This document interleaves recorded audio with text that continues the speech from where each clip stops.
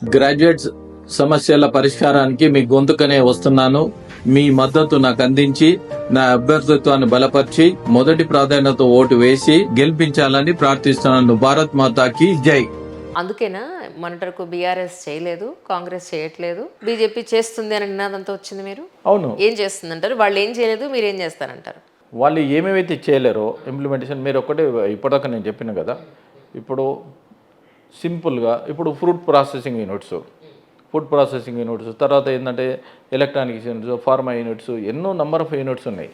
ఆ యూనిట్స్ మనం తీసుకొచ్చినాం అనుకో ఆటోమేటిక్ ఇంప్రూవ్మెంట్ అవుతుంది, వాళ్ళ జాబ్స్ వస్తాయి.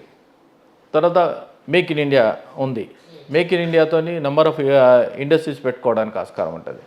ఇప్పుడు ఈ గవర్నమెంట్లో మీరు ఒకటే చూడండి, గత పాతకాలంలో చూసుకుంటే ఏంటంటే ఎవరైనా ఇండస్ట్రీ పెట్టాలంటే ల్యాండ్ రేట్ తక్కువ ఉంటుండే. ల్యాండ్ రేట్ తక్కువ ఉంటే ఇండస్ట్రీ పెట్టడానికి నెంబర్ ఆఫ్ పీపుల్స్ వస్తారు. అది ఇంప్లిమెంటేషన్ చేస్తాం. ఇప్పుడు మహారాష్ట్రలో ఉంది, మహారాష్ట్ర ఓన్లీ లీజ్ బేస్ ఉంటుంది. ల్యాండ్ లీజ్ బేస్ ఉందనుకో వాళ్ళు ఇండస్ట్రీ పెట్టాలి. ఇండస్ట్రీ పెట్టిందనుకో ఎవరైనా పెడతారు. లీజ్